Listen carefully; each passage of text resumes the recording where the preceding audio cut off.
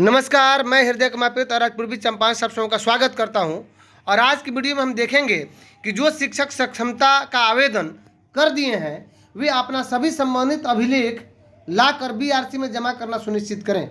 ये बीआरसी की तरफ से पत्र निकल रहा है, अर्थात जो सक्षमता का फॉर्म भर दिए हैं उनको कौन कौन से प्रपत्र जमा करना होगा, उन सारी चीज़ों को इस वीडियो में देखेंगे। तो अगर आप मेरे चैनल पर नए हैं तो प्लीज़ मेरे चैनल को सब्सक्राइब कीजिए, लाइक कीजिए, शेयर कीजिए। अगर आप मुझे फेसबुक पर देख रहे हैं तो वहाँ पे मुझे फॉलो कीजिए, क्योंकि आपको नया अपडेट मिलता रहे। तो सबसे पहले मैं बता दूं आपको कि सक्षमता ऑनलाइन अप्लाई जो आपने किया है उसको जमा करना है। बीच में एक और चीज़ बताना चाहूँगा कि आप सबों का लगभग जो अप्लाई कर चुके हैं कल परसों तक, तो डीपीओ के स्तर से बहुत तेज़ी से अप्रूव किया जा रहा है आपके एडमिट कार्ड को। अब दूसरा चीज़ हो गया कि सक्षमता ऑनलाइन जो अप्लाई किया है वो चीज़।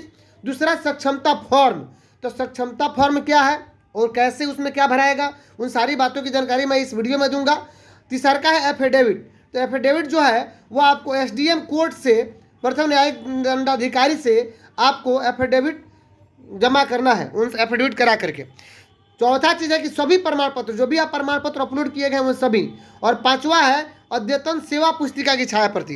तो सबसे पहले हम देखते हैं कि सक्षमता फॉर्म एफिडेविट कैसा है और किस तरह का फॉर्म है और कैसे उसको कहाँ से लेना पड़ेगा। आइए तो सबसे पहले देखते हैं सक्षमता फॉर्म। देखिए इसी तरह का सक्षमता फॉर्म है जो लगभग कुछ जिलों में निकला होगा, कुछ जिलों में नहीं निकला होगा। ये पूर्वी चंपारण का जो है वो फेज 1 का निकला हुआ था, इसी तरह का फॉर्म होना चाहिए। तो चलिए आप देखते हैं कि सक्षमता फॉर्म के आवेदन में क्या क्या भरा जाएगा। तो अगर आप मेरे चैनल पर नए हैं तो प्लीज़ मेरे चैनल को सब्सक्राइब कीजिए, सबसे अधिक आप इस वीडियो को शेयर कीजिए, क्योंकि सक्षमता फेज 1 जो भरे थे और फिर दोबारा फेज 2 भर रहे हैं, या जो सक्षमता फेज 2 फ्रेश वाले भर रहे हैं, वे कम से कम अपना आवेदन बीआरसी को जमा कर सकें, क्योंकि जांच इसी से होना है। क्योंकि आने वाले समय में आपका जो वेरिफिकेशन होगा, डॉक्यूमेंट वेरिफिकेशन, चूँकि प्रक्रिया बदल चुकी है तो इसी आधार पर होगा। तो आइए बात करते हैं हम। सबसे पहले सक्षमता परीक्षा 2024 का आवेदन पत्र है और अभ्यर्थियों का घोषणा पत्र एक तरह से कहा जाएगा। इसमें भाग क है, तो भाग क, ख, ग, घ होगा। तो चलिए हम भाग क पहले देख लेते हैं। क के देखने के पहले मैं बता दूं कि भाग ख क्या है, ये भी देख लें हम लोग। भाग क है ख जो विद्यालय का प्रधान शिक्षक देंगे। भाग ग है जो प्रखंड शिक्षा पदाधिकारी अग्रसारित करेंगे। लेकिन चूंकि अब इसको यहीं पे रह जाना है, ये फेज 1 का है, तो कम से कम हमको जो फॉर्म है वो अप्लाई करना है, जो जमा करना है वो क्या क्या होगा इस चीज़ को देख ले। भाग ग जो है वो डीपीओ अप्रूव करेंगे और भाग च जो है जिला कार्यक्रम पदाधिकारी, है ना। और तो इस तरह आप देखिए ये सब चीज़ें हैं। तो चलिए हम सबसे पहले देखते हैं कि क्या भरा जाएगा, कैसे भरा जाएगा। और अंत में शपथ पत्र है, सक्षमता परीक्षा 2024 में आवेदन हेतु शपथ पत्र, जो इसी तरह का शपथ पत्र बनेगा। तो आइए हम शुरू से देख लेते हैं कि क्या क्या है क्या नहीं है। तो सबसे पहले उसमें नाम संजय कुमार, जैसे मान लीजिए कोई व्यक्ति हो, पिता का नाम उनका लिखा जाएगा। डेट ऑफ बर्थ जो भी भरना हो, डेट ऑफ बर्थ हम भरेंगे। अब उसके बाद पदनाम, यानी जो पंचायत हो, प्रखंड हो, नगर हो, जिला परिषद जो भी होंगे भरेंगे यहाँ पे। शिक्षक का कोटि, जैसे मूल कोटि हो, स्नातक हो, माध्यमिक हो, उच्च माध्यमिक हो, पुस्तकालयाध्यक्ष हो, शारीरिक हो, तो उसको भरेंगे यहाँ पे। विद्यालय का नाम भरेंगे, उनके प्रखंड का नाम भरेंगे और नियोजन इकाई का भी नाम भरेंगे, जैसे कि वो नियोजन इकाई का जो नाम है, जो भी नाम हो उसको भरेंगे।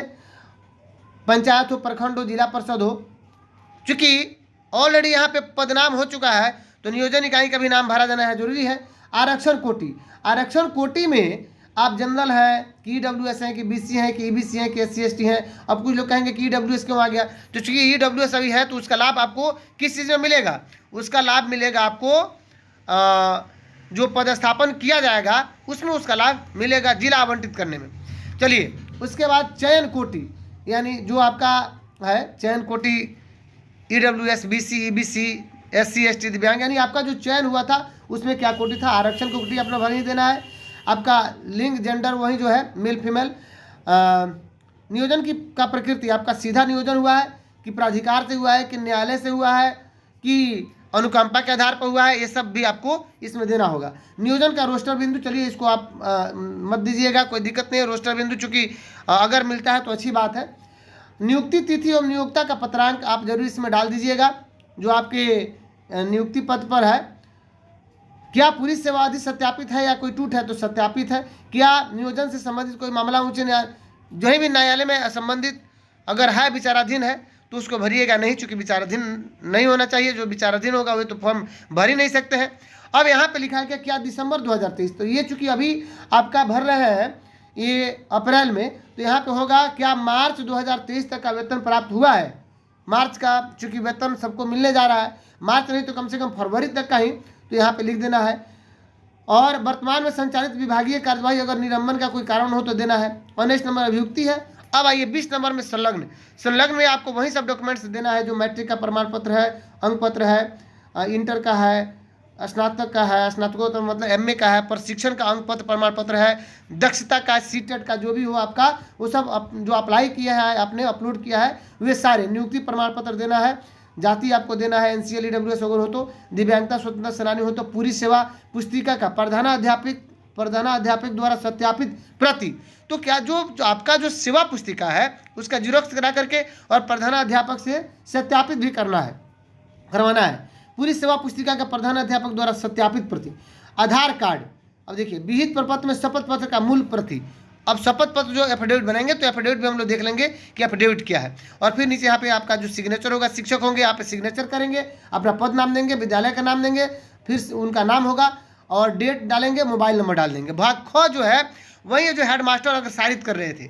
बहुत सारे विद्यालयों में अब फेज 1 में क्या हुआ कि अगर सारित नहीं भी किए फिर भी फॉर्म भराया, एडमिट कार्ड आ गया, लेकिन आपको कम से कम जो भाग क है वो तो जमा करना ही है। भाग ख पर आपको हेडमास्टर अनुशंसा करेंगे, यहाँ ये जो भी आपका नाम है, जो आपका पदनाम है, किस विद्यालय में है, और ये सब की मिलान मेरे द्वारा कर लिया गया है और मूल प्रति से किया गया है, और साथ ही संलग्न जो सेवा पुस्तिका छाया प्रति मेरे द्वारा सत्यापित किया गया है। उनके नियोजन में किसी प्रकार का कोई विवाद नहीं और ना ही इस संबंध में कोई मामला प्राधिकार या न्यायालय में लंबित है। इनका वेतन भुगतान नियमित रूप से होता आया है। इन्हें सक्षमता परीक्षा 2024 में सम्मिलित, यानी पेज यहाँ पे द्वितीय रहेगा, इन्हें सक्षमता परीक्षा 2024 द्वितीय में सम्मिलित होने का अनुशंसा किया जाता है। फिर हेडमास्टर का सिग्नेचर होगा और यहाँ पे अगर कोई अभियुक्ति अगर देना चाहते हैं तो दे सकते हैं। तो अभियुक्ति उनके संबंध में अगर निलंबन वगैरह होगा तो, अब नहीं तो कोई जरूरत नहीं है। भाग्य जो है वो जिला, वो जो प्रखंड शिक्षा पदाधिकारी है उनको वही चीज़ लिखना है और उसको आगे बढ़ाना है। देख लीजिए भाग्य क्या है, आप वीडियो रोक करके भी देख सकते हैं। उसके बाद आइए भाग्य के बाद वही उस व्यक्ति के बारे में जो हमारे प्रखंड शिक्षा पदाधिकारी हैं वो उनको ये कह रहे हैं, यानी सत्यापित कर रहे हैं। भाग्य जो है अप्रूव होगा वो डीपीओ के माध्यम से होगा। और भाग च भी देखिए जो स्थापना शाखा है, यानी पहले लिपिक अप्रूव करेंगे फिर उसको स्थापना शाखा जो जिला कार्यक्रम पदाधिकारी स्थापना वे करेंगे। और यहाँ पे देखिए वेतन शाखा प्रभारी भी इसको अपडेट करेंगे, यानी विशेष रूप से विभाग या सरकार नहीं चाह रही कि कोई गलत व्यक्ति का इसमें सक्षमता में वो परीक्षा दे। आइए अब सबसे इंपॉर्टेंट जो बात है उसको देखें कि शपथ पत्र। तो अगर आप मेरे चैनल पर नए हैं तो प्लीज़ मेरे चैनल को कम से कम सब्सक्राइब जरूर कीजिए। सबसे अधिक आप अपने मित्रों को शेयर कीजिए, क्योंकि आप सब्सक्राइब कीजिएगा और शेयर कीजिएगा तो नया अपडेट भी आपको मिलता रहेगा। सब्सक्राइब कीजिएगा तो शेयर कीजिएगा, आपके दोस्तों को फायदा होगा। तो अब देखिए शपथ पत्र क्या है। शपथ पत्र में एसडीएम कोड से बनवाना है कि मैं डैश जो भी आपका नाम हो, विद्यालय का नाम, आपके प्रखंड का नाम और आपका फिर नाम कि मेरी नियुक्ति पंचायत प्रखंड जिस नियोजन इकाई के पत्रांक डैश के दिनांक इतना के द्वारा की गई है और मेरी नियुक्ति की प्रकृति, फिर वही चीज़ लिखना है कि सीधा है कि अनुकंपा है, प्राधिकार है, न्यायालयवाद से हुआ है, आके अनुकंपा से हुआ है, मैंने प्रशिक्षण कब किया, आपने प्रशिक्षण की तिथि देना है, कहाँ से किया, यानी प्रशिक्षण तिथि को है ना, और संस्थान से विधिवत रूप से किस संस्थान से आपने किया। जैसे इग्नू, जितने लोग हमारे नियोजित अधिकतर हैं वो इग्नू से डीपी किए हुए हैं तो उसको लिखेंगे। अगर कोई डीएलएड किया है तो उसको लिखेंगे, कोई एनआईएस डीएलएड किया है तो उसको लिखेंगे। आगे 5 नंबर में है कि मेरा सभी शैक्षणिक टीईटी दक्षता प्रमाण पत्र सत्य है, सभी मेरे प्रमाण पत्र मेरे द्वारा विधिवत रूप से विहित प्रक्रिया का पालन करते हुए प्राप्त किया गया है, यानी कोई हम जाली नहीं किया है। इसमें कहने का तात्पर्य यही है। छठा जो है मेरे द्वारा नियोजन के संबंध मेरी नियुक्ति तिथि से कहीं कोई विवाद नहीं रहा है एवं मेरा नियोजन अध्यावधि तक अविवादित है, यानी अभी तक अगर पूर्व में या वर्तमान में कोई विवाद हो तो संक्षिप्त विवरण भी देना होगा। अगर विवाद तो मेरे समझ से किसी का नहीं होना चाहिए, अगर होगा तब तो दिक्कत है थोड़ा बहुत। मेरी नियुक्ति योगदान तिथि से अध्यावधि तक सेवा सत्यापित है जो मेरे द्वारा प्रस्तुत सेवा पुस्तिका की छाया प्रति में दर्ज है, क्योंकि सेवा पुस्तिका जो छाया प्रति वो जमा करना है वो पूरा सत्यापित होना चाहिए हेडमास्टर का। आइए मेरी नियुक्ति या योगदान तिथि से अध्यावधि तक सेवा अवधि का विधिवत नियमित रूप से वेतन भुगतान प्राप्त होता रहा है एवं मेरी अंतिम वेतन भुगतान जो भी आपका अंतिम वेतन भुगतान हुआ रहेगा जिस महीने का हुआ रहेगा उसको यहाँ पे लिखना पड़ेगा। फिर यहाँ पे आपको खुद अपना शपथ करते आप खुद रहेंगे और वहीं आपको अनुमंडल में एसडीएम कोर्ट से आपका ये एफिडेविट बनेगा। तो इस तरह आपको ये सब जमा करना है। मेनली आपका आवेदन पत्र है, एफिडेविट है, और प्लस आप जो सर्टिफिकेट आप अप्लाई किए हैं वे सारे सर्टिफिकेट को अपने BRC में आपको जमा करना होगा। तो अगर आप मेरे चैनल पर नए हैं तो प्लीज़ मेरे चैनल को सब्सक्राइब कीजिए, लाइक कीजिए, शेयर कीजिए, कमेंट कीजिए, और मिलते हैं नेक्स्ट वीडियो में। तब तक सबसे अधिक शेयर कीजिए ताकि आपके दोस्त लाभान्वित हो सके। मिलते हैं नेक्स्ट वीडियो में, तब तक के लिए थैंक यू।